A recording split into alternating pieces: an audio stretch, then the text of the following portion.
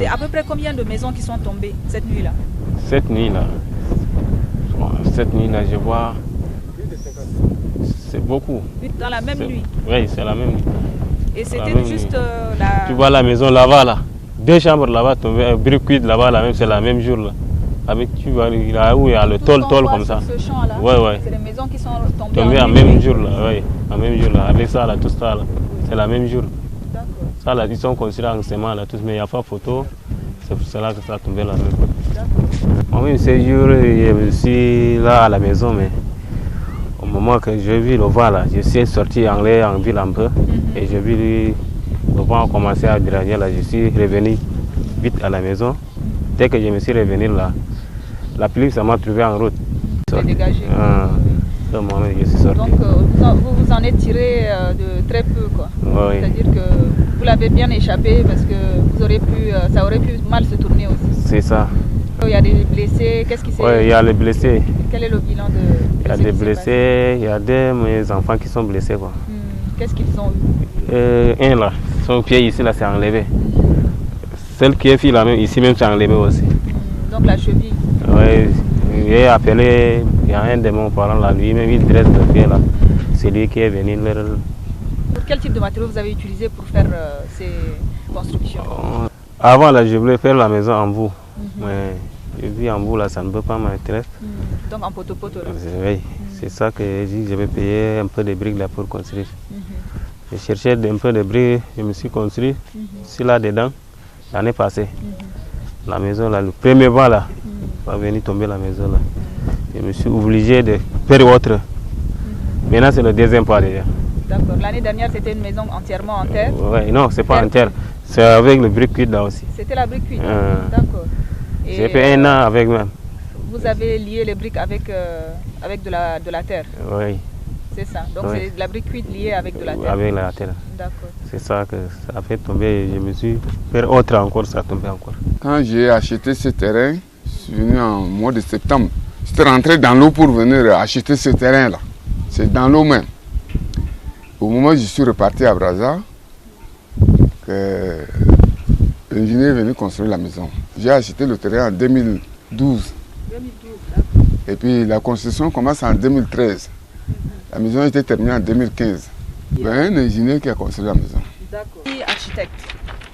Donc je travaille actuellement sur ce genre de logement.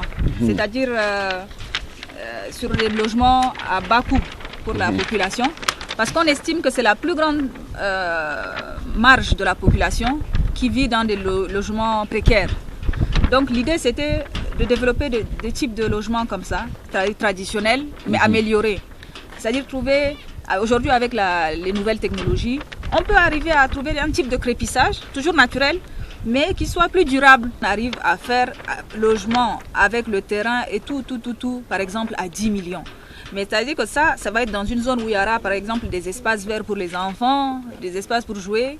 Mais le logement même, sans électricité, vous avez utilisé un seul appareillage, nous on va utiliser 2 largeurs pour le mur.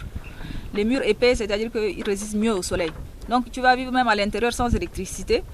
Et en plus, on aura des canalisations, un réseau de drainage des eaux. C'est-à-dire que les toilettes seront drainées, donc, comme dans les villes avec les moyens plus modernes.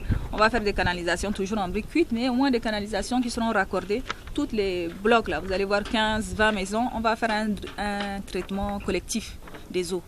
Donc, est-ce que vous pensez que si on trouve une zone, par exemple, ici aux alentours de N'Djamena, qu'on développe ce type de projet pour les populations, on va juste poser la condition qu'il y a un fonds de départ. On doit pouvoir, par exemple, mettre un dépôt de 3-4 millions. Et le reste, là, c'est comme si on payait un loyer. Donc, au bout de 5 ans, 6 ans, c'est comme si vous avez payé le loyer, mais en même temps, vous payez votre maison. Vous avez un dépôt de départ de 30% au moins, c'est-à-dire 4 millions ou 5 millions à payer. Et puis, tout le reste, là, vous payez petit à petit. Quand vous avez terminé au bout de 5-6 ans, la maison vous appartient. C'est agréable.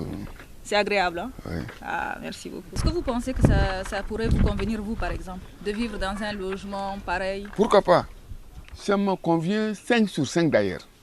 Assas est un projet plaidoyer qui met en exergue la corrélation entre logement social, urbanisme et spécifique, morphologie des îlots.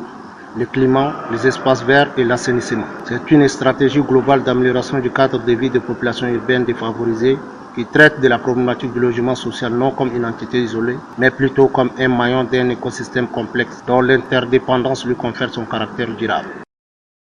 Il s'agit donc de concevoir avec le climat pour produire des habitations confortables, peu consommatrices en énergie, en équilibre avec l'occupant et l'environnement. De logements bioclimatiques. Minimiser au maximum l'utilisation de matériaux importés au bénéfice de la brique en terre cuite ou stabiliser dans une maçonnerie massive afin d'augmenter l'inertie thermique des murs, la stabilité et le confort du bâtiment.